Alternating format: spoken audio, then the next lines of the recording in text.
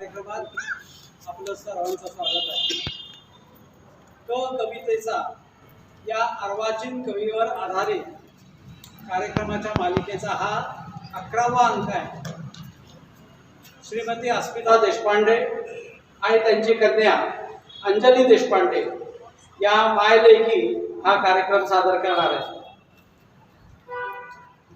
30 November ही बोरकरांची जयंती, त्याचे औचित्य साधून त्यांना त्यांच्याच कवितेतून वाहिलेली ही शब्द कुसुमांजली, झाडांशी संवाद, चांदणे शिंपीत जा यासारख्या त्यांच्या कविता आजही वाचकांच्या मनात घर करून आहे. भाव, अर्थ, प्रेम, लय यांचा आशयघन सोहळा म्हणजे बोरकरांची कविता, जी वयाच्या कोणत्याही टप्प्यावर आपल्याला आवडते हे काही सांगायची जरूर नाही.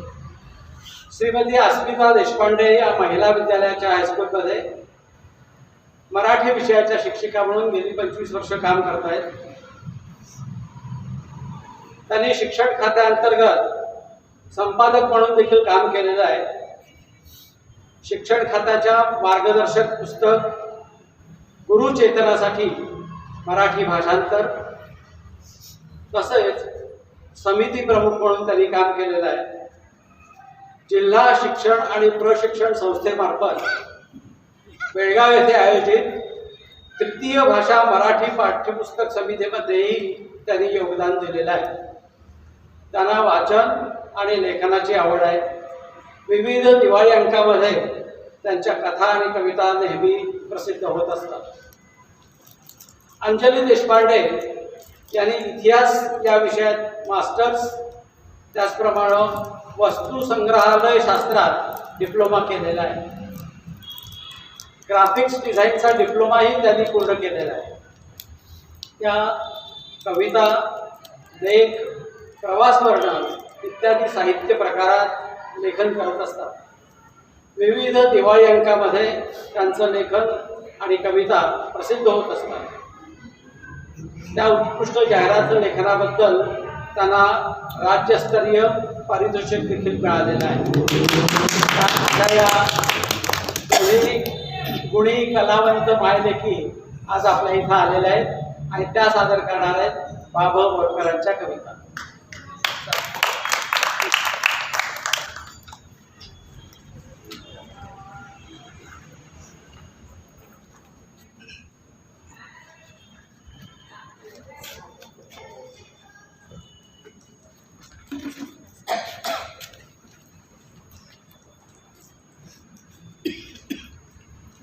उपस्थित सर्व मान्यवर, सर्वांना माझा नमस्कार. सगळी दिग्गज मंडळी माझ्या समोर आहेत. मी एक छोटासा प्रयत्न केलेला आहे, कारण माझे आवडते कवी आहेत बाभ बोरकर. अगदी लहानपणापासून बोरकर मला आवडायला लागले आणि कुठंतरी जेव्हा मराठी विषय घेऊन MA झाले, MA BEd झाले आणि पाठायला लागलं की आपण बाभ बोरकरांच्याबद्दल कधीतरी थोडा प्रयत्न करावा, काही चुकल्यास माफ करा आणि समजून घ्या. आपल्यासमोर सादर करते आहे बाभ बोरकरांबद्दल थोडक्यात. उद्याच्या रविवारी 30 तारखेला बाभ बोरकरांची 115वी जयंती आहे आणि बाभ बोरकर म्हणजेच बाळकृष्ण भगवंत बोरकर, ज्यांना आपण सगळेच बाकी बाप म्हणून ओळखतो.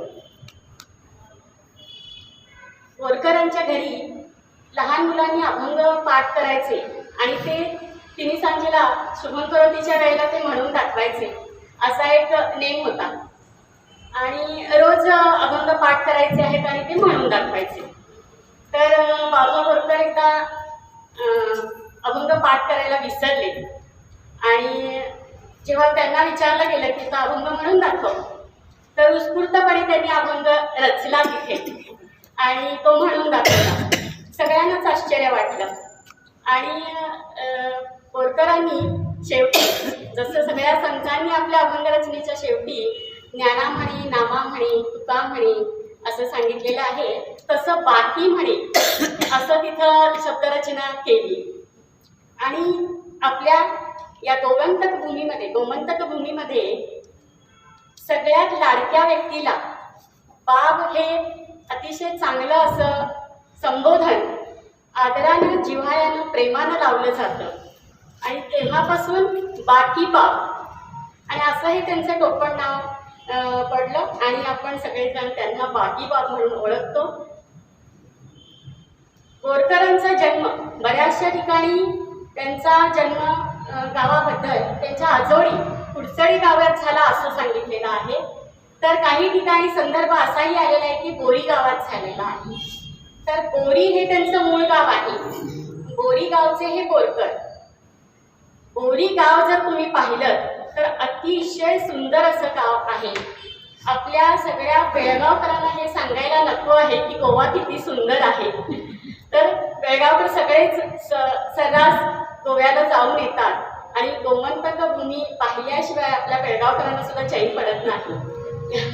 तर अशा ह्या बोरी गावी जन्माला आलेले कवी त्या बोरी गावाबद्दल मराठी साहित्यातले अतिशय दिग्गज साहित्यिक वि. स. खांडेकर यांनी छान सांगितलेलं आहे की स्वर्गीय अप्सरा म्हटले त्या गावात. इतकं सुंदर बोरी गाव आहे. माझ्या दुर्दैवानं म्हणेन किंवा सुदैवानं की आत्ताच मी मागच्याच महिन्यात गोवा बघितला. म्हणजे एवढी वयाची एवढी वर्ष झाली पण गोवा पाहायला मिळाला नव्हता. तो आत्ता मागच्या महिन्यात बघितला आणि आता मला असं सांगावं असं वाटतंय की बोरकर हे इतके सुंदर कविता का रचू शकले तर ते त्या गोव्यामध्ये जन्माला आले आणि तो निसर्ग सगळा त्यांनी नुसता पाहिला नाही तर तो अनुभवलेला आहे. असे हे बाबा बोरकर यांना मंगेश पाडगावकरांनी सौंदर्यवादी वृत्तीचे असं म्हटलंय. आणि आपल्या महाराष्ट्राचं लाडकं व्यक्तिमत्व असलेले पु. ल. देशपांडे यांनी त्यांना म्हटलेलं आहे आनंदवादी वृत्तीचे, सौंदर्यवादी वृत्तीचे आनंद यात्री कवी. पु. ल. देशपांडेंनी त्यांना आनंद यात्री म्हटलं. आणि मग कुठंतरी माझ्या मनामध्ये येऊन गेलं की आपण या शीर्षकाखाली बाबा बोरकर थोडक्यात तुमच्यासमोर मांडावे. सौंदर्यवादी वृत्तीचे आनंद यात्री कवी बाबा बोरकर. बोरकरांच्या सुरुवातीच्या शिक्षणाच्या बाबतीत तशी परवडत झाली. घरी येऊन मराठी शिकवणारे शिक्षक त्यांच्याकडे यायचे आणि शिकवायचे. आणि पहिली, दुसरी, तिसरी इयत्तेपर्यंत त्यांनी मराठी शिक्षण घेतलेलं आहे. आणि गोवा हे पोर्तुगीजांच्या अधिपत्याखाली असल्यामुळे पोर्तुगीज शाळेमध्ये त्यांना जावं लागलं. इंग्रजी शिक्षण घ्यावं लागलेलं आहे. धारवाडला त्यांनी मॅट्रिकची परीक्षा दिलेली आहे बाबा बोरकरांनी. आणि नंतर कॉलेजचा खर्च त्यांना झेपला नाही आणि त्यांनी तिथेच शिक्षणाला पूर्णविराम दिला. पण त्यांच्यातला कवी मात्र जागा राहिलेला होता.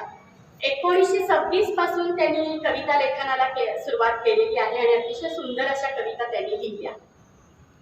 1930 ला त्यांचा विवाह रुक्मिणीबाई सरदेसाई यांच्याशी झाला. आणि संसाराच्या गाड्यात जेव्हा माणूस अडकतो त्यावेळेला नोकरी ही महत्त्वाची आहे हे त्यांनाही जाणवलेलं होतं. आणि त्यामुळे छोट्या छोट्या नोकऱ्या ते करत राहिले आणि त्याच्याबरोबर त्यांचं काव्य हे त्यांनी जिवंत ठेवलं. म्हणजे कवी हा त्यांच्यातला कायम जागाच होता. छोट्या छोट्या नोकऱ्या ते करत होते. पण मग संसार आहे म्हटल्यानंतर टीचर ट्रेनिंग कोर्सचा डिप्लोमा त्यांनी केला आणि म्हापशाला ते इंग्रजी शाळेमध्ये शिक्षक म्हणून रुजू झालेले आहेत.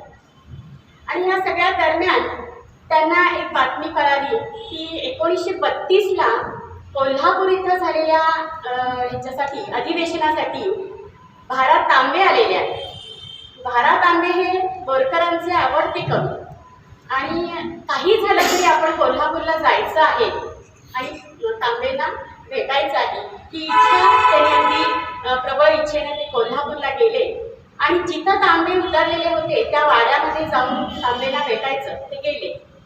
तर त्या ठिकाणी आदल्या दिवशी, अधिवेशनाच्या आदल्या दिवशी काव्य बैठक होती. आणि त्या काव्य बैठकीमध्ये बोरकरांनी एक कविता सादर केली. ती कविता सादर केली ती ऐकत असताना सहजपणे भा. तांबे म्हणून केलेली आहेत. Here is the star on the horizon. क्षितिजावरील तारा असं सहजपणे त्यांना दिलेली ती शाबासकी भा. तांबेंच्याकडनं. आणि त्यावेळेला बोरकर की मी माझं मला उमजल. हा जो आनंद आहे तो प्रत्येकालाच मिळेल असं नाही आहे. कारण ज्याला आपण आपलं दैवत मानलेलं आहे, मंगेश पडगावकरांनी त्यांची जी मुलाखत घेतलेली आहे त्या मुलाखतीमध्ये सांगताना बोरकर म्हणतात, ते सरळ स्पष्टपणे सांगतात की माझ्या कवितेवर माझ्यावर तांबेचा प्रभाव आहे. आणि ते सांगत असताना त्यांनी सांगितलं की मी एक रायवळ आंबा आहे आणि भरा तांबे म्हणजे उत्कृष्ट प्रतीचा माणकूर आंबा आहे. कलम झाल्यानंतर मात्र गोडवा आणि त्याचं जे गुणवैशिष्ट्य आहे ते एक झालेलं आहे. हे करत असताना सगळंच त्यांनी स्वीकारलेलं नाहीये तांब्याचं. मुळात उपजतच बोरकरांच्याकडे त्यांची प्रतिमादृष्टी, भावसौंदर्य, त्यांची कला, त्यांचं काव्य निर्मितीचं जे म्हणजे आतून उपजतपणे आलेलं जे आहे ते त्यांच्याकडे होतंच. त्यामुळे मी लिहू शकलो चांगल्या प्रतीच्या कविता असं ते स्पष्टपणे सांगतात. असे हे बोरकर दिलखुलासपणे सांगणारे, स्पष्टपणे बोलणारे यांच्या आयुष्यात आणखी एक महत्त्वाचे साहित्यिक येऊन गेले ते म्हणजे 1933ला त्यांच्या जीवनामध्ये वि. स. खांडेकर त्यांची भेट झालेली आहे. आणि वि. स. खांडेकरांनी बाबा बोरकरांना कायम प्रोत्साहन दिलेलं आहे आणि मार्गदर्शन केलेलं आहे. आणि त्यांनी सांगितलं की बाकी असं शॉर्ट फॉर्म म्हणायचे आणि तू बडोद्याला होणाऱ्या अखिल भारतीय साहित्य संमेलनात जा आणि तिथं कविता सादर कर. आणि त्या बडोद्याच्या संमेलनामध्ये माधव जुलियनांची भेट तिथं झालेली आहे. आणि त्या ठिकाणी बाबा बोरकरांनी त्यांची सगळ्यात प्रसिद्ध जी कविता आहे ती तेथे कर माझी जुळती सादर केली. आणि त्या बडोद्याच्या अखिल भारतीय साहित्य संमेलनामध्ये त्यांना सुवर्ण पदक मिळालेलं आहे. तर असे हे बाबा बोरकर. इथून बाबा बोरकरांचा प्रसिद्धी जोताचा जो प्रवास सुरू झाला तो शेवटच्या क्षणापर्यंत सुरू राहिला. पण मला नेहमी वाटतं की 1926 आणि 1980 हा कालावधी मराठी कवितेचा असा आहे की ज्या कालावधीमध्ये अतिशय सुंदर प्रतीच्या कविता लिहिल्या गेल्या आणि त्या सर्व वाचकांपर्यंत पोहोचल्या. आणि आपण सगळे सुदैवी आहोत की आपल्या प्राथमिक शाळेमध्ये, माध्यमिक शाळेमध्ये आपल्याला अतिशय सुंदर अशा कविता ऐकायला, वाचायला, शिकायला मिळालेल्या आहेत. मी मराठीची शिक्षिका आहे. माझा अनुभव, मराठीचा शिक्षक जर तुमचा चांगला असेल तर तुम्हाला कुठल्याही साहित्याची गोडी आपोआप लागेल. कविता असो, कथा असू दे, नाटक असू दे, त्याची गोडी आपोआप लागते. तो तसा असला पाहिजे, सादर करणारा, शिकवणारा. माझ्याही आयुष्यात असेच एक शिक्षक येऊन गेले आणि त्यांनी आम्हाला इयत्ता 6वीमध्ये कविता शिकवली. माझ्या गोव्याच्या भूमीत गळ्या नारळ मधाचे, कड्या कपाळी मधोनी घट फुटती दुधाचे. किती सुंदर आहे ही कविता. गोवा तुमच्या डोळ्यासमोर उभा राहतो. आणि सांगायचं वैशिष्ट्य असं की ही कविता ओवी छंदामध्ये त्यांनी लिहिलेली आहे आणि लोकगीताचा साज लिहून फुलवणारी ही माझ्या गोव्याच्या भूमीत ही कविता आहे. माझ्याहीपेक्षा छान कविता अंजली सादर करेल माझ्या गोव्याच्या भूमीत. माझ्या गोव्याच्या भूमीत गड्या नारळ मधाचे, नारळ मधाचे, गड्या नारळ मधाचे, कड्या कपाळी मधुनी घट फुटती दुधाचे. माझ्या गोव्याच्या भूमीत गड्या नारळ मधाचे, आंब्या फणसाची रास, फुली फळांचे पाझर, कळी फुलांचा सुवास. माझ्या गोव्याच्या भूमीत, माझ्या गोव्याच्या भूमीत वनश्रीची कारागिरी, पाना फुलांची कुसर, पशु पक्ष्यांच्या किनारी. माझ्या गोव्याच्या भूमीत उन्हाळ्यात सारा वारा, पावसात दारा पुढे सोन्या चांदीच्या रेधारा. माझ्या गोव्याच्या भूमीत चाफा पाना विणमुले, भोळा भाबड शालीन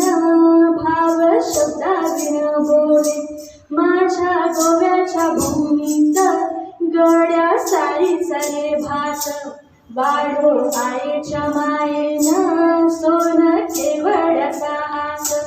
माझ्या गोव्याच्या भूमीत सागरात खेळ चांदी, आतिथ्याची अगत्याची साऱ्या षड्रसांची नांदी. माझ्या गोव्याच्या भूमीत जीव सुपारीचा विडा, अग्नी दिव्यातून हसे पान कोवळ्याचा चुडा. माझ्या गोव्याच्या भूमीत काय काजळाचे डोळे, त्यात सावित्रीची माया जन्म जन्मांतरी जळे. माझ्या गोव्याच्या भूमीत लाल माती निळे पाणी, खोल आरक्त घावात शुद्ध वेदनांची गाणी. माझ्या गोव्याच्या भूमीत गळ्या नारळ मधाचे, नारळ मधाचे गळ्या नारळ मधाचे. खरंच ओवी छंदात लिहिलेली कविता आहे आणि हा ठेका आणि लोकगीत हे आपल्याला सहज डोळ्यासमोर येऊन जातं.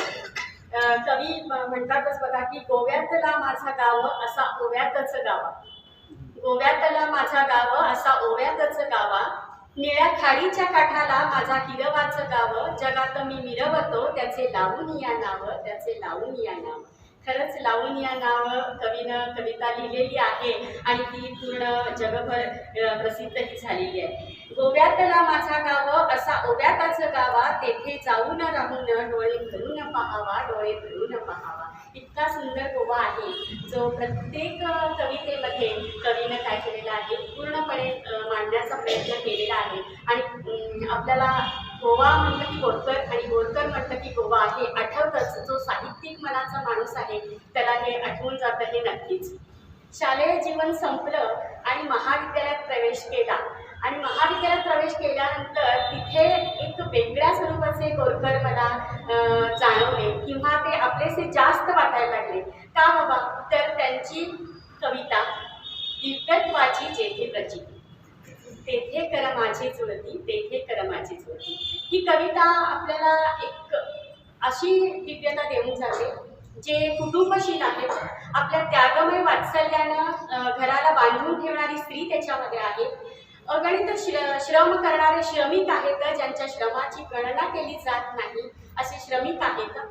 आणि हुतात्मे आहेत ज्यांच्या हुतात्म्याबद्दल अजिबात कुठेही वाच्यता केली जात नाही किंवा म्हटलं जात नाही. अशी दिव्यत्वाची जेथे प्रचिती, तेथे कर माझी जुळती. इथं समोर प्राध्यापिका माधुरी सांगाड मॅडम आहेत आणि त्या माझ्या इंटरव्ह्यूच्या वेळेला होत्या. आणि तुला कुठले कुठले कवी आवडतात ग? तर आधी इंटरव्ह्यूला आपलं काय स्थिती असते मला सगळ्यांनाच माहिती आहे. तर मी पटकन म्हणाले की बाबा बोरकर आहेत मनात, पण सहज अगदी येऊन गेले ते. आणि मग सांग 4 ओळी.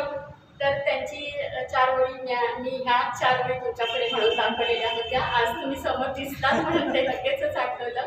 तर असे बोरकर माझ्या इंटरव्ह्यूच्या वेळेला सुद्धा माझ्या बरोबर होते. तर कविता सादर करेल अंजली.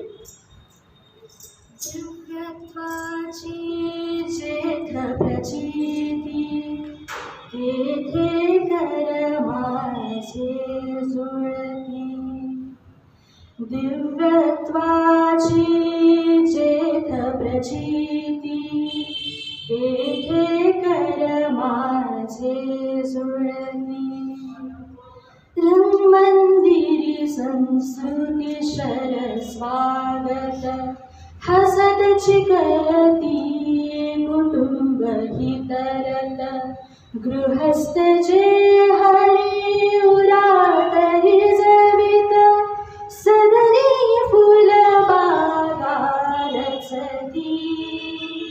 तेथे कर माझे जुळती, तेथे कर माझे जुळती. ज्या प्रबलानीच भावबलाने करती सरणे हरिहर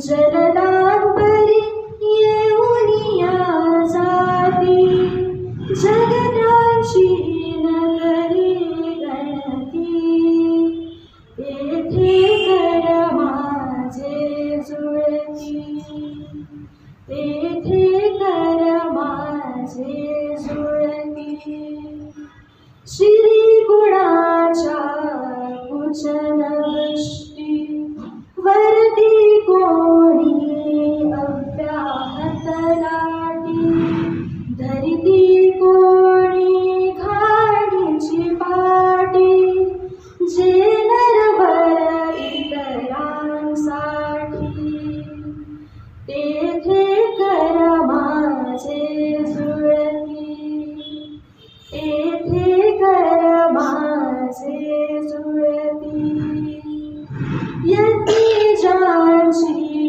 देऊन निज शिर घडले मानवतेचे मंदिर परिचयांच्या दहन भूमीवर नाही शिरा नाही पडती तेथे कर माझे जुळती तेथे कर माझे जुळती स्मृती जयांची चैतन्य फुले शब्द जयांचे नवदीप कळे कृती तशांच्या भविष्य उजळे प्रेम विवेकीचे खुलती तेथे कर माझे जुळती तेथे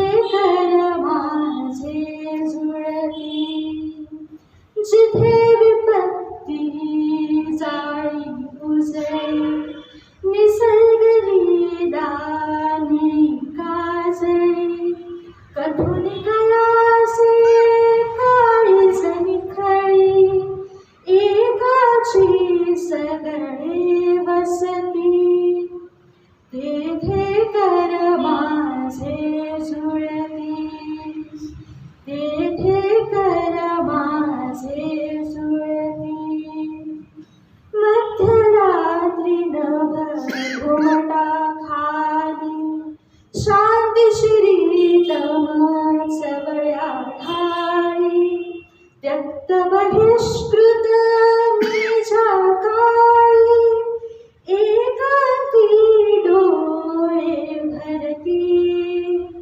तेथे कर माझे जुळती तेथे कर माझे जुळती तेथे कर माझे जुळती.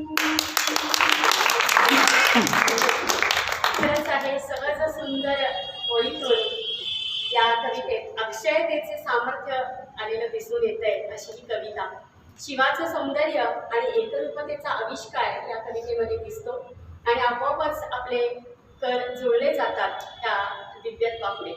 यज्ञी ज्यांनी देऊनी निजशिर यज्ञी ज्यांनी देऊनी निजशिर घडिले मानवतेचे मंदिर मानवतेचं मंदिर ज्यांनी घडवलेलं आहे परिजांच्या दहनभूमीवर नाही चिरा नाही पडती तेथे कर माझी जुळती तेथे कर माझी जुळती. खरं आहे अशा समरसतेच्या कविता त्यांनी जशा लिहिल्या आणि जीवनाचं अतिशय छान असं एक वेगळंपण सांगण्याचा प्रयत्न किंवा सामर्थ्य उलगडण्याचा प्रयत्न ज्यांनी केलेला आहे तशा बोरकरांनी पावसावरच्या कविता सुद्धा भरपूर लिहिलेल्या आहेत.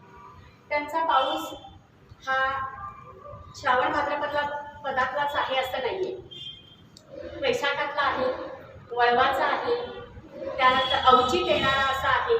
तर असं वेगवेगळी पावसाची रूपं बाबू बोरकरांनी मांडलेली आहे आणि त्यांच्या पावसाळी कविता ह्या प्रेमकविता देखील आहेत. किंवा प्रेमकवितेमध्ये त्यांचा बरेच वेळा पाऊस येऊन जातो अशा खूप कविता आहेत. तर अशा या कवितेमध्ये निसर्गानुभूती आणि प्रेमानुभूती या दोन्हीचं प्रकटीकरण त्यांनी केलेलं आहे आणि तो येणारा पाऊस हा बेहोशी निर्माण करणारा बेधुंदपणे बेहोशी निर्माण करणारा असा आहे. त्यातली मला आवडलेली कविता झाले हवेचेच दही.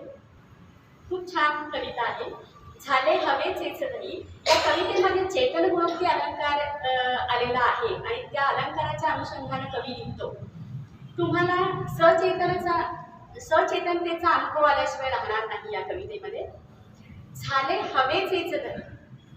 बाबा बोरकरांचा आणखी एक आहे, भारतीय संस्कृती त्यांच्या कवितेमध्ये आपल्याला खूप वेळा दिसून येते, अध्यात्म दिसून येतं आणि ह्या सगळ्यांच्या जोडीनं ते शब्दरचना करतात, ते मला खूप आवडतं. बघा, झाले हवेचेच दही माती लोण्याहून मऊ. झाले हवेचेच दही माती लोण्याहून मऊ, पाणी होऊन या दूध लागे चहूकडे धावू, लागे चहूकडे धावू. आज जगाचे गोकुळ गोकुळ झाले जगाचं. आज यमुना पांढरी झाली, पाऊस इतका पडतो आहे आणि कालियाच्या उरी घुमे कृष्णाची बासरी, घुमे कृष्णाची बासरी. कृष्ण आलेला आहे, यमुना आहे त्या ठिकाणी, गोकुळ आहे. किती छान त्यांनी मांडलेलं आहे पहा.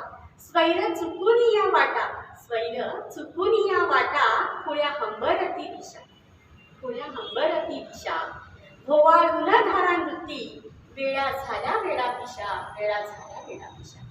काय छान सांगितलेलं आहे की वेळा काय झालेल्या आहेत ना, वेळा पिशा झालेल्या आहे. शेवटच्या 2 ओळीत तर कवी बघा किती छान सांगतो, अतिशय नादमाधुर्य असे शब्द या ठिकाणी घेतलेले आहेत कवीनं.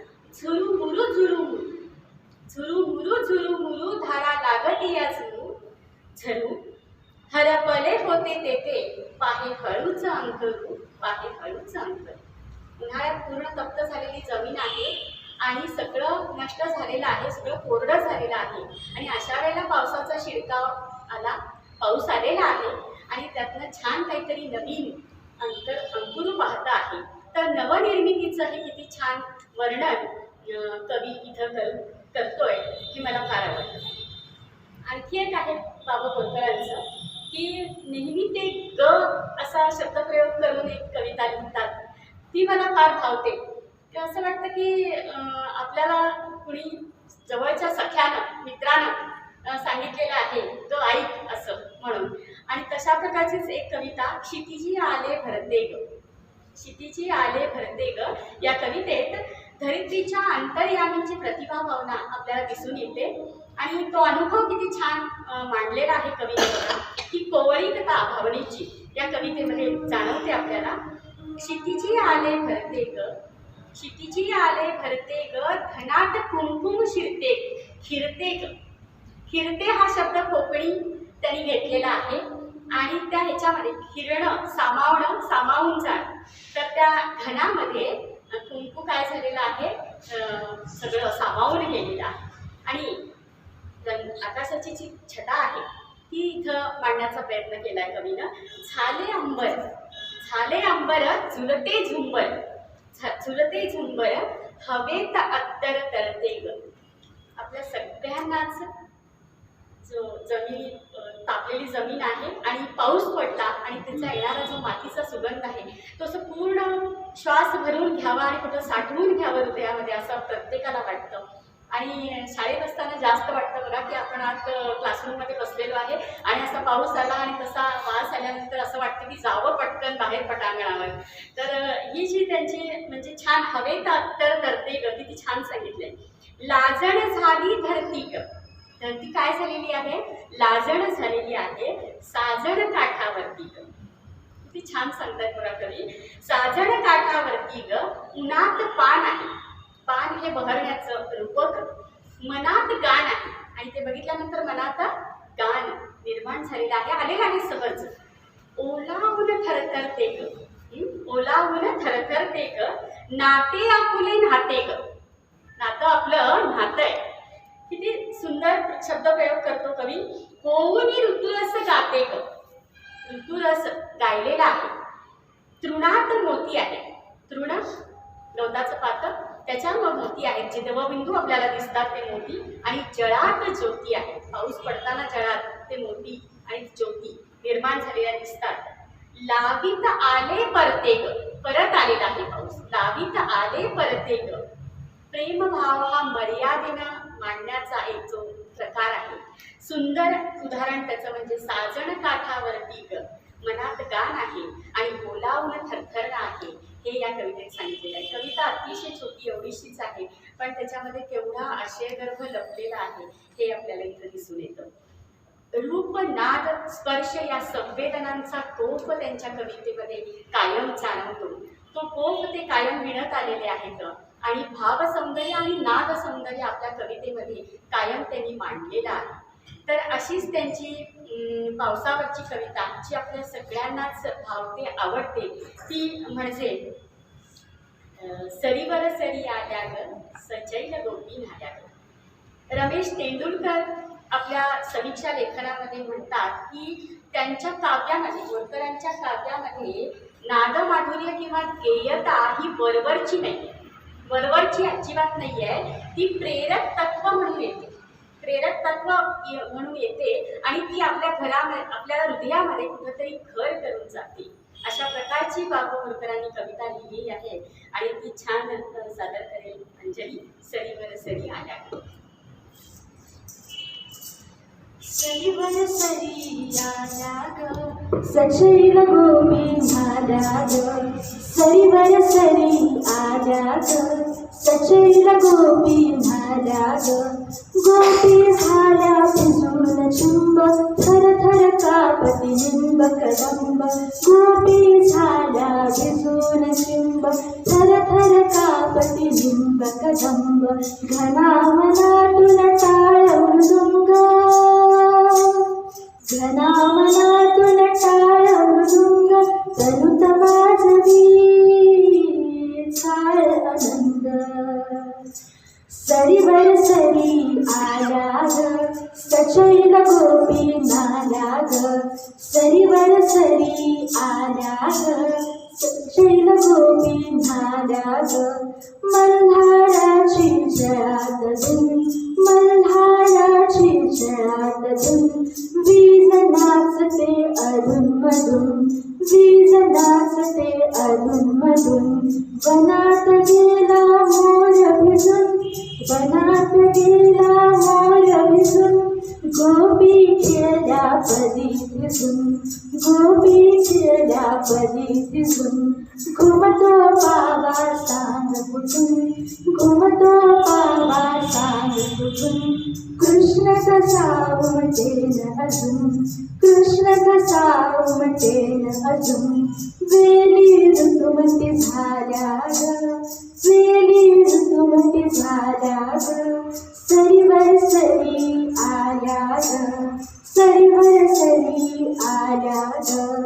हंबर अंबर वारा ग गोपी दुधाच्या धारा ग. हंबर अंबर वारा ग गोपी दुधाच्या धारा ग. दुधात गोकुळ जाय बुडून, दुधात गोकुळ जाय बुडून. अजून आहे कृष्ण दडून, अजून आहे कृष्ण दडून. मी तू पण सारे विसरून, मी तू पण सारे विसरून. आपण जाऊही मिसळून, आपण जाऊही मिसळून. सरीवर सरी आल्या ग सजैल गोपी झाल्या ग. सरीवर सरी आल्या ग दुधात न्हाऊन झाल्या ग. सरीवर सरी आल्या ग सजैल गोपी झाल्या ग.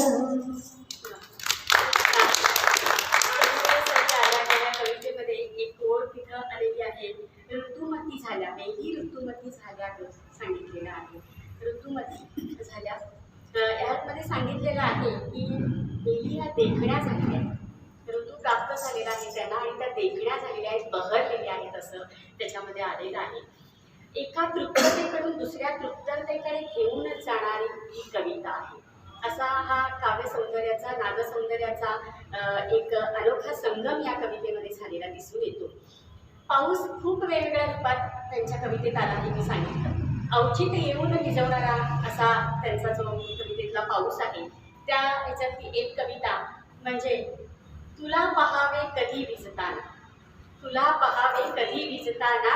कधी अथवा पुरती भिजलेली, कधी अथवा पुरती भिजलेली, नजर जाऊनी माझ्यावरती, नजर जाऊनी माझ्यावरती, क्षणभर लज्जेने थिजलेली, क्षणभर लज्जेने थिजलेली. तुला पहावे कधी एकांती, तुला पहावे कधी एकांती, उदी मुक्त कच विंचरताना, उदी मुक्त कच विंचरताना. शब्दरचना खूप छान आणि मनाला भावणारे आहेत बोरकरांच्या. अन्य मनस्कपणे आपुल्याशी अरळ ओळ मम गुणगुणताना, अरळ ओळ मम गुणगुणताना. सहज लयीतून तू माझी ओळ गुणगुणताना मी तुला पाहायचं आहे, तुझे केस तू विंचरत असताना आणि तू गुंतलेली असताना वेगळ्या याच्यामध्ये, वेगळ्या विश्वामध्ये. तर असं किती छान एक स्वरूप त्यांनी मांडलेलं आहे आणि तिथेही त्यांनी पाऊस घेतला. पुढं तेच कवी मुक्तपणे असंही सांगतायत, पर्जन्याची पिसे सांडली, पर्जन्याची पिसे सांडली, पिसावलेल्या उन्हात, पिसावलेल्या उन्हात, तुझे नि माझे लग्न लागले, तुझे नि माझे लग्न लागले, विसावलेल्या मनात, विसावलेल्या मनात. बोरकर किती सहज सांगून जातात आणि आपण ते धुंदपणे ऐकतही राहतो, अशी बोरकरांची कविता आहे. सुरुवातीला परिस्थितीमुळे म्हणा किंवा काही मला पुस्तकं घेणं तसं जमलं नाही, पण पुण्याच्या मॅजेस्टिक प्रकाशनचं मी नेहमीच मनोमनी आभार मानत आलेले आहे. मी SNDTला शिकले पुण्याच्या आणि मॅजेस्टिक प्रकाशननं त्यावेळेला पुस्तक विषयी असा प्रकार केलेला होता. तर विद्यार्थ्यांना त्यांनी सांगितलेलं होतं की तुमच्याकडे जेवढे जमतील तेवढे पैसे आणायचे आणि तिथं मॅजेस्टिक प्रकाशनच्या इथे ते जमा करायचे. असे किती जमणार आहे तो, आम्ही काही नोकरी करत नव्हतो, काही नाही, पण वर्षाकाठी तरी माझे 350 रुपये जमले आणि 350 रुपयांच्या दुप्पट किमतीची पुस्तकं तुम्ही घेऊ शकता, तू आत जा आणि तुला हवी ती पुस्तकं घे, असं त्यांनी सांगितलं. ते मॅजेस्टिक प्रकाशन ज्यांनी आमच्यामध्ये वाचनाची आवड निर्माण केली आणि ती जपायला घेतली, असं हे मॅजेस्टिक प्रकाशन. आणि सुदैवानं बेळगावला मी आले, मला छान महर्षी त्र्यंबकेश्वर कर्वे यांनी स्थापन केलेल्या शाळेत नोकरी लागली आणि माझा हा प्रवास सगळा चालू असताना माझे आवडते कवी बोरकर हे मला घ्यायला मिळाले आणि मी ते घेतले की हे माझे आहे, हे माझं पुस्तक आहे. हा खूप आनंद असतो. महिला विद्यालयात आम्ही खूप वाचनाचे प्रयोग करत असतो. वाचन कट्टा, वाचन कोपरा आम्ही केलेला आहे, तिथून विद्यार्थिनी बाहेर बसून वाचतात. हे सगळं करत असताना मी विद्यार्थिनींना सांगते, बाळांनो तुम्ही 4 ओळीची का कविता असेल ना ती रचा, ती सादर करा, ती म्हणून दाखवा, हे सांगत असते मी. विद्यार्थ्यांमध्ये काव्याची गोडी निर्माण करण्यासाठी हा केलेला एक उपक्रम आहे. आणि त्यावेळेला मला कुठंतरी माझ्यामध्ये आत असलेला जो कवी आहे, खूप मोठा नाही आहे, पण जो 1-2 ओळी सहज सांगून जाणारा, तो मी कुठंतरी जागा ठेवला आहे याची मला जाणीव होती. तर अशा ह्या सगळ्या कविता वाचत असताना बोरकरांच्या कवितांवर प्रेम करायला शिकवलं ते मला बोरकरांनी शिकवलं, असं मी स्पष्टपणे सांगते, कारण बोरकरांच्याच कविता मला खूप आवडल्या. आपल्या सगळ्यांना सर्वश्रुत असणारी कविता आणखी एक जी आपण शाळेमध्ये शिकलेलो आहोत ती म्हणजे गडद निळे जलद भरून आले, शीतल तनू चपल चरण अनिल गण निघाले. ह्या कवितेमध्ये अनुप्रास अलंकाराची सौगात घेऊन बोरकरांनी ही कविता लिहिलेली आहे. सगळं अतिशय कोरडं झालेलं होतं वातावरण आणि पाऊस आलेला आहे. तर गडद निळे जलद भरून आलेले आहे, जलद ढग आलेले आहेत भरून पावसाचे. आणि अतिशय सुंदर असं वर्णन त्या कवितेमध्ये कवी करतो आहे आणि ती कविता सादर करेल म्हणजे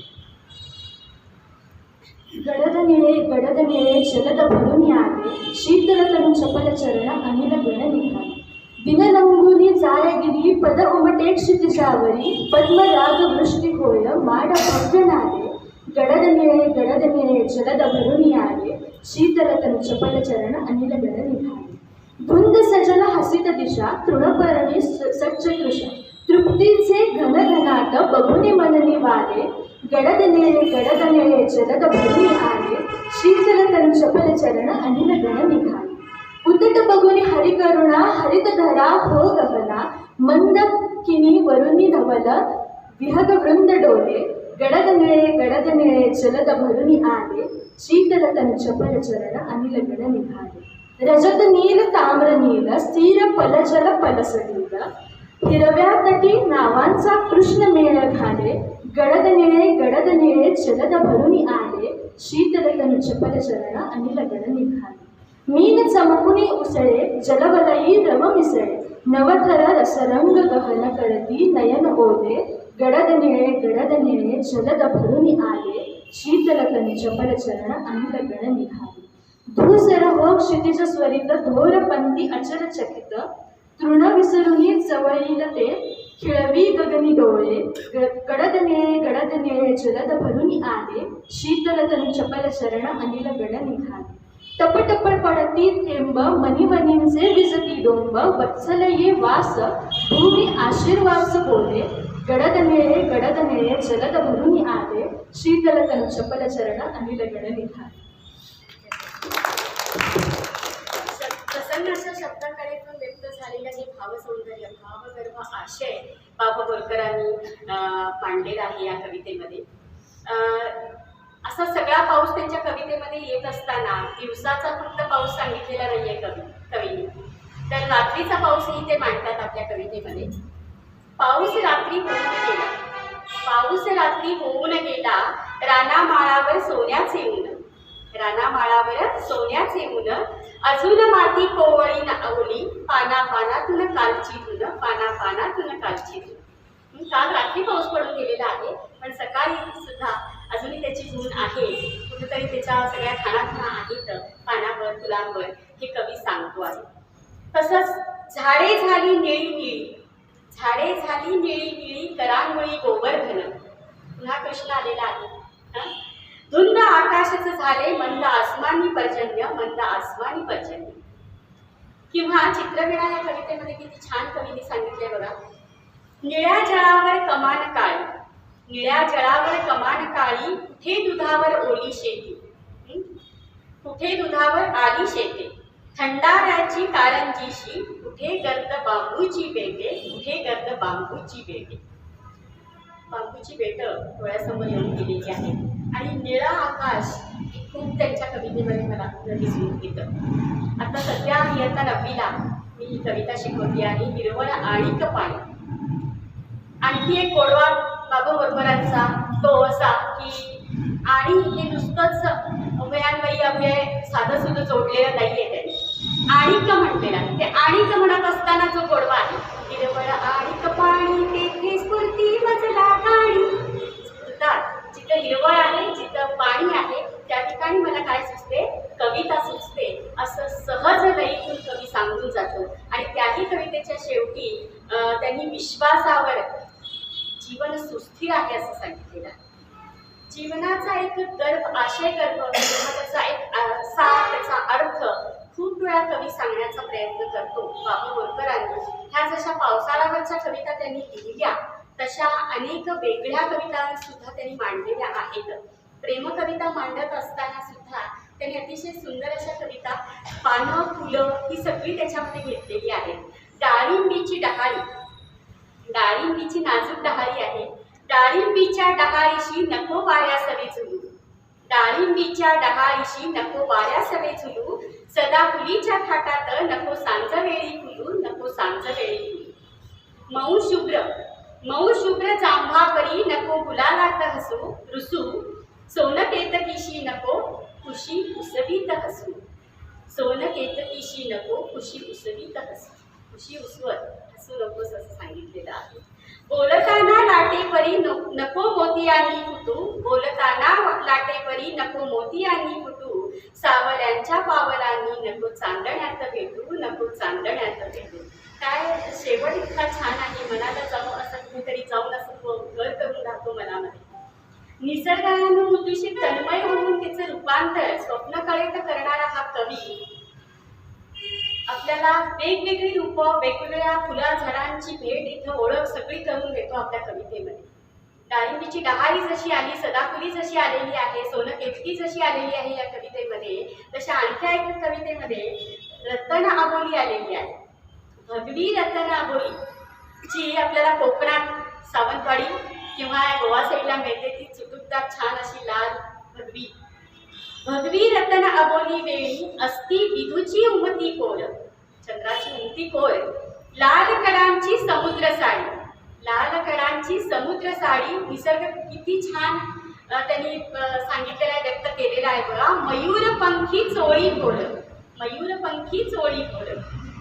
स्वप्नबिंदीच्या वळणावर तू वळून क्षणभर झालीस दूर, स्वप्नबिंदीच्या वळणावर तू वळून क्षणभर झालीस दूर. घुमट उजळूनी सज्जावरुनी ओघळले सनईचे सूर, ओघळले सनईचे सूर. इथं आपल्या सगळ्यांना आवडणारं कोकणातलं फूल झडे सुरंगी, सुरंगीचं फूल खूप छान होते. धुंद तरंगी नाग चंपका मादक दर्प, नागचाफ्याचा मादक दर्प, जो अतिशय आपल्याला मनाला विलोभनीय वाटणारा असा तो आहे. नागचाफा तुम्ही सगळ्यांनीच पाहिलेला आहे. हिरवळलेल्या उनी पसरले, हिरवळलेल्या उनी पसरले, दरवळते कनकाचे दर्प. कनकाचं दर्प काय झालेलं आहे, सगळीकडे दरवळलेलं आहे. बघा सगळ्यांना आता थोड्या क्षणासाठी का होईना गोव्यातल्या त्या ह्याच्यामध्ये जाऊन आल्यासारखं वाटलं असणार आहे. ती गर्द झाडी आणि ती सगळी फुलं झाडं ह्या सगळे तुमच्या डोळ्यासमोर येऊन गेलेली आहेत. अशा कवितेतून आपल्याला जाणवते बोरकरांची प्रेमभावना. ही प्रेमभावना मूर्त आहे, अमूर्तही आहे, लौकिक आहे, अलौकिकही आहे. असे बोरकर आपल्याला फक्त निसर्ग कविता किंवा प्रेमकविता एवढ्याच साठी बोरकर हे मर्यादित नाहीये.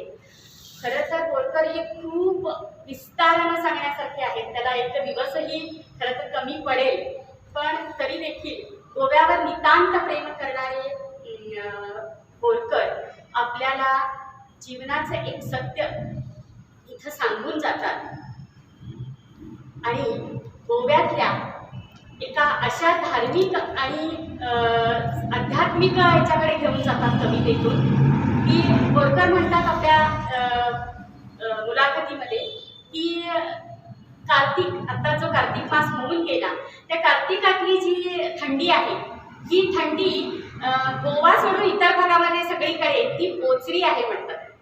पण गोव्यातली थंडी ही बोचरी नाही आहे, ती हवी हवीशी वाटणारी आहे आणि त्या अनुषंगानं त्यांनी कविता केलेली आहे. आणि ती करत असताना ते एकटे नाहीये, आपल्या सखीला बरोबर घेऊन ते चालत आहेत ती कविता करत असताना. आणि सखे चला सजवू कार्तिक मास, त्यांना हा सगळा जो गोव्यातला धार्मिक सोहळा आहे तो अतिशय आनंदाने सगळा साजरा करायचा आहे आणि तो एकट्या दुट्याने करायचा नाहीये, तर आपल्या सखी समवेत करायचा आहे. सखे चल सजवू कार्तिक मास, चांदणे धुलले आज उन्हास, चांदणे धुलले आज उन्हास. गुरांवरी मोहरली मखमल, पालवीत जरताळी किलबिल, पालवीत जरताळी किलबिल.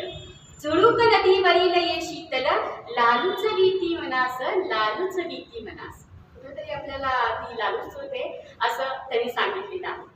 कार्तिक मासातील हा गारवा जसा त्यांनी मांडला तसं संदीप खरेंची एक कविता जेव्हा मी ऐकली, नसती सघरी तू जेव्हा जीव तुटका होतो, जगण्याचे विणती धागे संसार पाटका होतो, नसते सघरी तू जेव्हा. ती ऐकली आणि सहज पटकन मला बोरकरांची कविता आठवण गेली. ती म्हणजे तू गेल्यावर फिके चांदणे, तू गेल्यावर फिके चांदणे, घर परसू ही सुने सुखे, घर परसू ही सुने सुखे. मुले मांजरा परिमुखी अन दर दोघांच्या मध्ये धुके, दर दोघांच्या मध्ये धुके. तू गेल्यावर घरात देखील पाऊल माझे अडखळते आणि आठवणी हवा भोवतीची, श्वासास्तव मन तडफडते, मन तडफडते. तू गेल्यावर या वाटेणी चिमणी देखील नच फिरके, कसे अचानक झाले नकळे, सगळे जग हे परके परके, सगळे जग हे परके परके. तू गेल्यावर जडून पलकत लागे पिंपळ हाय गळू, गळ्यातली मम झुडते गाणे, वाटे मरते हळूहळू. तू गेल्यावर 2 दिवसास्तव, 2 दिवसासाठीच गेली आहे. तू गेल्यावर 2 दिवसास्तव, जरही माझी अशी स्थिती, खरीच माझ्या आधी गेलीस, तर मग माझी कशी स्थिती, तर मग माझी कशी स्थिती. ही सुंदर कविता बोरकरांनी लिहिलेली आहे. असे ही बोरकर आपल्याला असे कुठेतरी खूप असे आपलेसे वाटतात. का वाटतात माहीत नाही, पण ते वाटतात कारण त्यांच्या त्या शब्द सौंदर्यामुळे, भावसौंदर्यामुळे वाटत असतील हे नक्कीच. अशा शृंगार प्रधान प्रेमकविता, निसर्ग कविता लिहिणारी कवी हे अध्यात्माकडे वळलेले आहेत. आणि बोरकरांनी असंही सांगितलंय की माझ्या या सगळ्या काव्य प्रवासावर ज्ञानेश्वरांचा सुद्धा तेवढाच प्रभाव आहे. ज्ञानेश्वर माऊली माझ्या काव्याच्या प्रवासामध्ये नेहमी माझ्या सोबत असते असं त्यांनी आपल्या मुलाखतीमध्ये सांगितलेलं आहे. आणि ज्ञानदेव गेले तेव्हा ही कविता त्यांची जी आहे ती आपोआप ती वाचत असताना कुठेतरी डोळ्यातनं आपोआप आपले अश्रू येऊन जातात. आणि ती कविता आहे ज्ञानदेव गेले तेव्हा. वेद झाले रानपरी गोंधळले संत असं सांगितलेलं आहे कवी. कविता सादर करेल अंजली. ज्ञानदेव गेले तेव्हा कोसळली भिंत, वेद झाले रानभरी गोंधळले संत. ज्ञानदेव गेले तेव्हा कोसळली भिंत, वेद झाले रानभरी गोंधळले संत. ज्ञानदेव गेले तेव्हा आटे इंद्रायणी, मराठीच्या वडातळी जळू लागे पाणी. ज्ञानदेव गेले तेव्हा ढळला निवृत्ती, आसवाच्या डोळी झाली विजू विजू ज्योती. ज्ञानदेव गेले तेव्हा तडा विटे गेला, बाप रखमा देवीवरू कटीत वाकला. ज्ञानदेव गेले तेव्हा बापुडला रामा, लागोपाठ भावंडे गेली निजधामा. माझ्या ज्ञान राजा तेरे कळो आले आज, भर दुपारी ही तशी झाली ती सांज. तेव्हाच्या सारखा पुन्हा बागला मोगरा, भुईवर झाल्या कळा तुटला आसरा. इथे आळंदीत आता ऊर मात्र वाटे, पंढरीच्या वाटेतही बाभळीचे काटे. कळ्यांचाही वास जिव्हा जाहलासे ठास, एकाएकी प्रवास आला उदास उदास. ज्ञानदेव गेले तेव्हा. ज्ञानदेव गेले तेव्हा हे सांगत असताना आपल्याला मनस्थिती भरून येतं की बाप रखमा देवी सुद्धा काय झालेलं आहे, वाकलाय कटीवरून असं सांगितलंय त्याच्यामध्ये. आणि रामा बापुडा झाला असं सांगितलेलं आहे. आणि मराठीचं काय झालं असेल किंवा इंद्रायणी नदी आटली आहे असं सांगतंय. तर हे सगळं सांगत असताना एका अंगावर शहारा येऊन गेलेला आहे. अशा प्रकारची काव्यरचना बोरकर करतात. नीती, न्याय, ईश्वर, मानवी व्यवहार, करुणा या सर्वांचा खोलवर विचार करणारे बोरकर आपल्या थोडं नंतरच्या कालावधीमध्ये त्यांना जीवनाचा ते जास्त गांभीर्यानं विचार करायला लागले.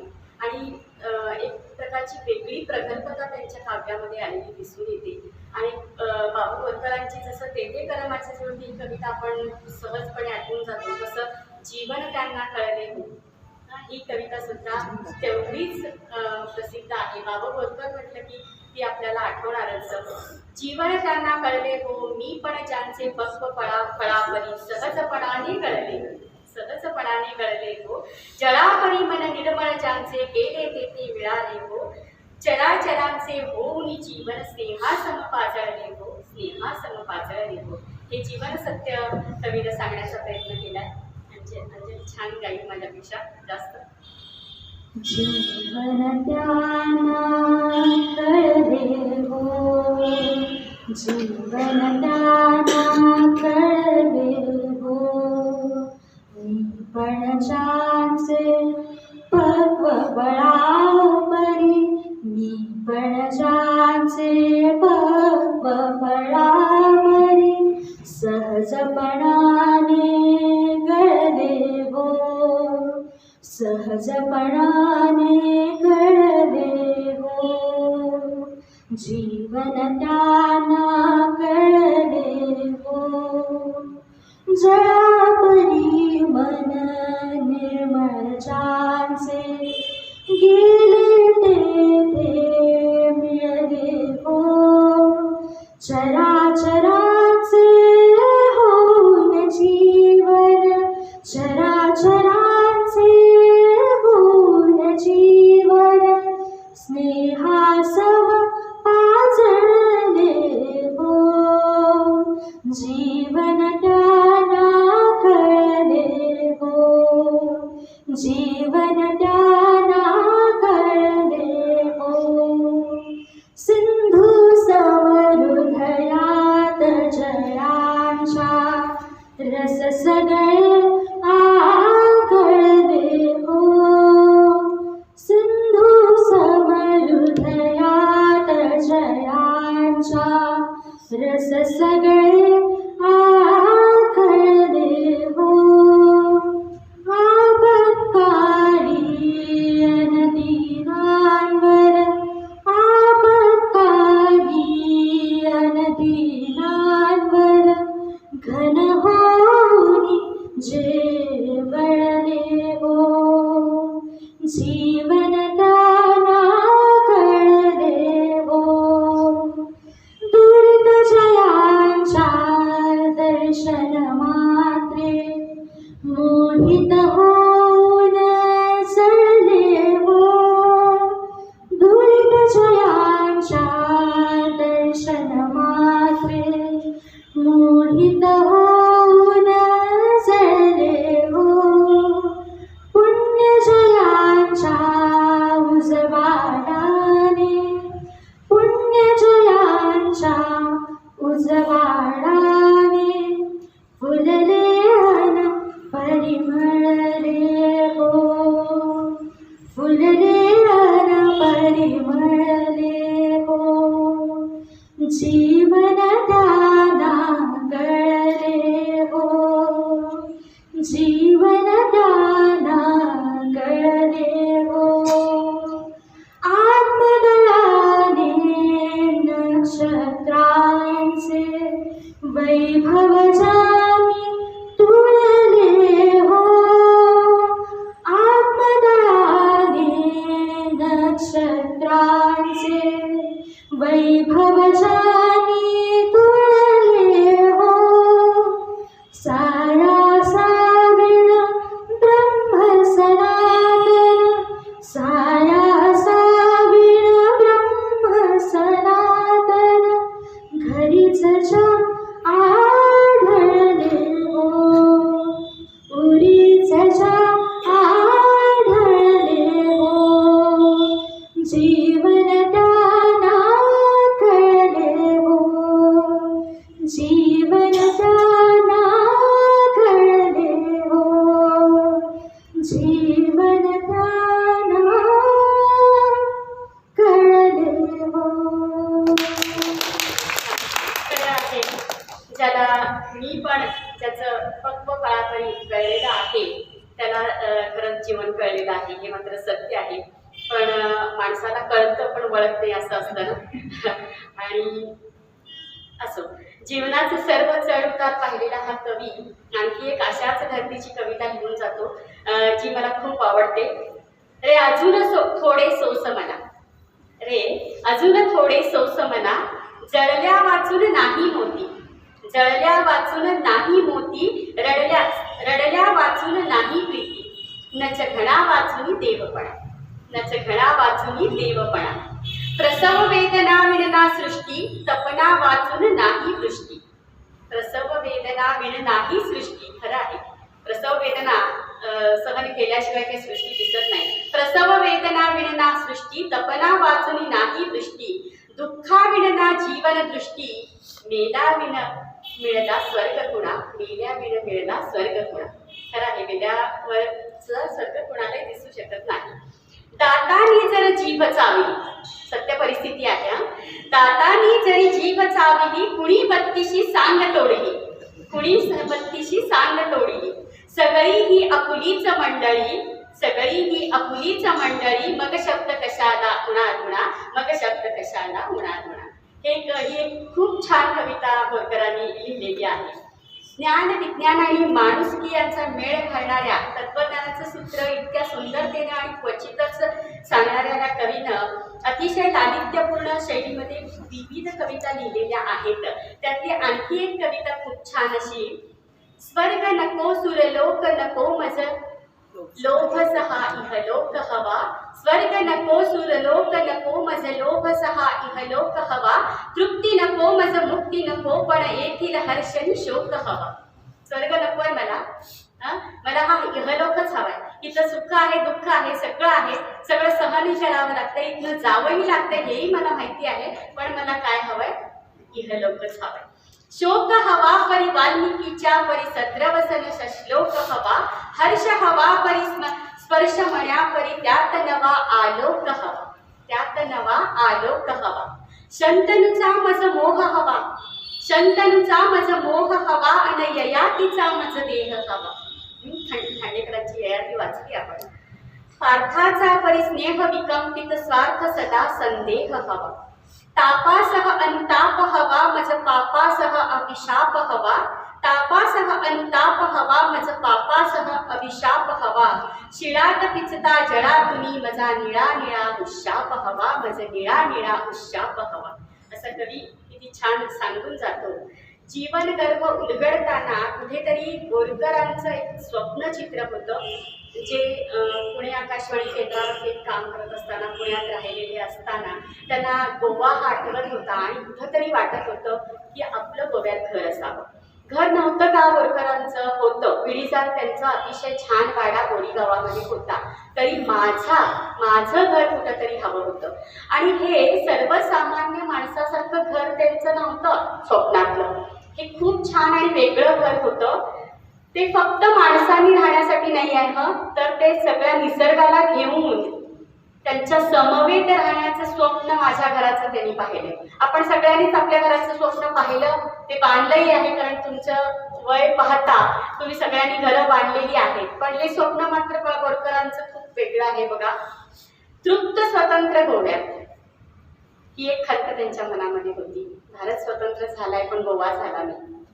तृप्त स्वतंत्र गोव्यात केव्हा तरी पेसाळल्या लाटांपाशी सिंधू सरितेच्या तिरी, पेसाळल्या लाटांपाशी सिंधू सरितेच्या तिरी, बांधीन मी छोटेसेच लाल चिरेबंदी घर, लाल चिरेबंदी घर. गार वेलायती वेल चढवीन भिंतीवर, गार विलायती वेल चढवीन भिंतीवर.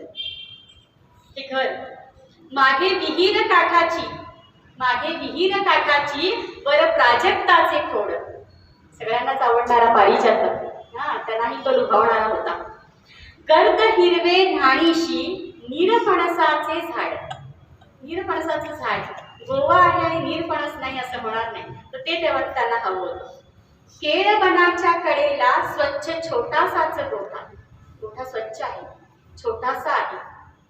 त्यात सवत्सल कपिला, ओल्या चाराचा मी साठा, ओल्या चाऱ्याचे मी साठा. कपिला गाय ही तिथं हवी आहे. म्हणजे घर फक्त स्वतःसाठी नाहीये, त्यांना स्वप्नात बघितलेलं घर सुद्धा त्यांनी सगळ्यांसाठी पाहिलं.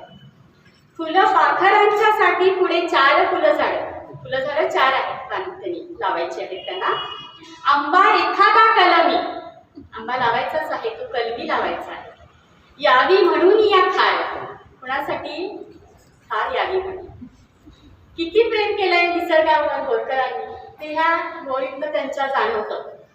गारव्याच्यासाठी काही गार नाजूक पोफळी, गारव्यासाठी त्यांना पोफळी सुद्धा लावायची आहे. नागमोडी त्यांच्यावर पानवेली मिरवेळी, पानवेली मिरवेळी त्यांना लावायची. पानवेल सुद्धा तिथं लावायची आहे. आणि कविता खूप मोठी आहे, खूप त्याच्यात टप्पे त्यांनी मांडले. पण शेवट बघा, असे माझे गोड घर, असे माझे गोड घर, केव्हा तरी केव्हा तरी केव्हा तरी अक्षरांच्या वाटेनेच, अक्षरांच्या वाटेनेच उतरेल भुईवरी, उतरेल भुईवरी कवी सांगतो आहे. तर अक्षराच्या वाटेनं तर केव्हा तरी येईल आणि ते आलंय, अक्षराच्या वाटेनंच आलेलं आहे कवितेच्या रूपामध्ये, असं इथं आपल्याला जाणवतच आहे. तर अशी सुंदर कविता त्यांनी लिहिलेली आहे. बाबा बोरकरांच्या खूप कविता आहेत. मी जसं म्हटलं की बोरकरांच्या समग्र कविता भाग 1 आणि भाग 2 असे 2 खंड आहेत हे. आज तो कवितेचा असल्यामुळे फक्त कवी मांडण्याचा प्रयत्न बोरकरांच्या मध्ये फक्त कवी मांडण्याचा प्रयत्न आम्ही केला दोघींनी. पण साहित्याचे वेगवेगळे प्रकार बोरकरांनी हाताळलेले आहेत. त्यांची भाविळ कादंबरी जरूर वाचा, अतिशय मनाला भावणारी अशी खरंच भाविळ ही कादंबरी आहे. कादंबरी त्यांनी लिहिली, ललित लेख त्यांनी लिहिलेले आहेत, कथा त्यांनी लिहिलेल्या आहेत, ज्या सगळ्या वाचत असताना आपल्याला आपण बोरकरांच्या समवेत आहोत हे जाणवतं नेहमी. एवढंच त्यांनी केलं नाही तर मेघदूताचा अनुवादही केलेला आहे. असे हे बोरकर. कोकणी त्यांची मातृभाषा, मराठीला ते मावशी म्हणायचे आणि मावशीचं प्रेम माझ्यावर जास्त आहे असं ते नेहमी म्हणायचे. त्याचबरोबर इंग्रजी भाषा, इंग्रजी शिकलेलेच होते ते, पोर्तुगीज भाषा, हिंदी भाषा, या सगळ्यांचं मिलन त्यांच्या साहित्यामध्ये झालेलं दिसतं. खूप कविता आहेत खरं तर. जपानी रमलाची स्त्री ही कविता सुद्धा अतिशय सुंदर आहे त्यांची. रुमडाला येते सुम ही सुंदर आहे. रुमड म्हणजे उंबर, उंबराला फुल येणं हे कधी आश्चर्याची गोष्ट आहे, तर तीही त्याच्यामध्ये मांडलेली आहे. तर अशा खूप कविता त्यांनी मांडलेल्या आहेत. पण बोरकर हे खूप विस्तृतपणे सांगण्यासारखे कवी आहेत. खोलवर विचार केला तर त्यांचा कुठंतरी मी एक अगदी पावभाग तुमच्यासमोर मांडलेला आहे. खूप मोठे आणि खूप भरपूर कविता लिहिलेले बोरकर आपण पुन्हा कधीतरी ते पाहूयाच. या कार्यक्रमाचा समारोप आपण अतिशय छान अशा त्यांच्याच कवितेनं करणार आहोत. ती त्यांची कविता म्हणजे झिणी झिणी वाजे सख्या रे, झिणी झिणी वाजे वीण सख्या रे, अनुदिनाची जनवीन. झिणी झिणी वाजे वीण सख्या रे, अनुदिनाची जनवीन. कधी अर्थावीण सुभगत राणा, कधी मंत्रांचा भास दिवाणा. कधी अर्थावीण सुभगत राणा, कधी मंत्रांचा भास दिवाणा. सूर सुना कधी केविल बाणा, सूर सुना कधी केविल बाणा. शरणागत अतिदीन, झिणी झिणी वाजे वीण सख्या रे, अनुदिनाची जनवीन. झिणी झिणी वाजे वीण. कधी खटका कधी रुसवा लटका, कधी छेडी प्राणांतिक घटका. कधी घटका कधी रुसवा लटका, कधी छेडी प्राणांतिक घटका. कधी जीवाचा तोडून लचका, कधी जीवाचा तोडून लचका. घेते फिरत कठीण, घेते फिरत कठीण. झिणी झिणी वाजे वीण सख्या रे, अनुदिनाची जनवीन.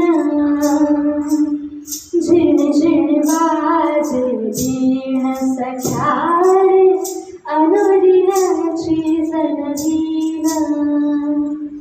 सौभाग्य या सुरात सारा, त्या गुणाच्या पळखे पारा सौभाग्य या सुरात तारा त्या गुणाच्या पळखे पारा अलख निरंजन वाजविणारा अलख निरंजन वाजविणारा सहजपणात प्रवीण सहजपणात प्रवीण सख्यारे झिणी झिणी वाजे वीण सख्यारे अनुदिनाची जनवीन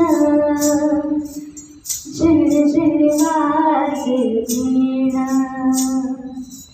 झिणी झिणी वाजे वीण.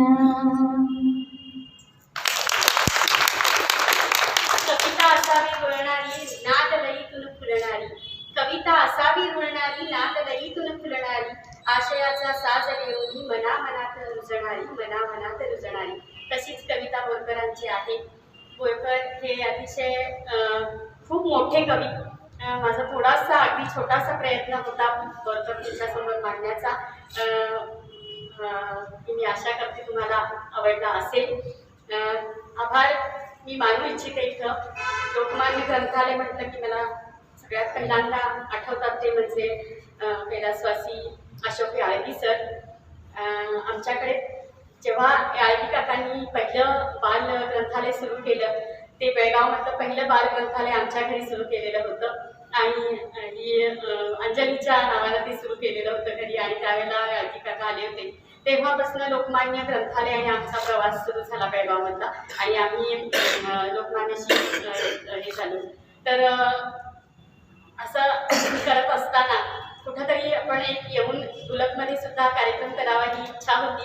मी कुंटे सरांना सुद्धा बरेच वेळा मागं म्हणाले होते की योग काही येत नव्हता, पण हलगेकर सरांचे मी इथं जास्त चैतन्य हलगेकर सर आपण फोन केलात आणि मला ही संधी दिलीत आम्हाला, त्याकरता मी मनापासून धन्यवाद मानते. डुलकचे, लोकमान्याचे, सगळ्यांचेच, रंजनाताईचे आणि गुरुदादाचे सुद्धा.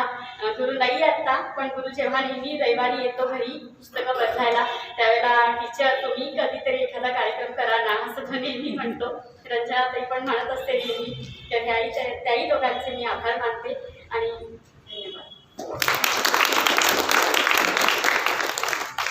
फार छान झाला कार्यक्रम. अतिशय समर्थपणे तुम्ही बोरकर उभे केले.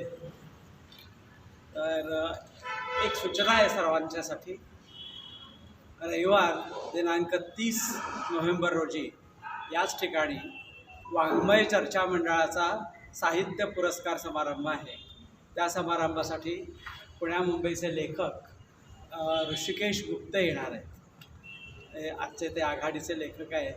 तर त्यांच्या समवेत गप्पा आणि त्यांचं व्याख्यान ऐकायला आपल्याला आवडेल. जरूर यावं सर्वांनी. सकाळी 10:30 वाजता. रविवारी सकाळी 10:30 वाजता.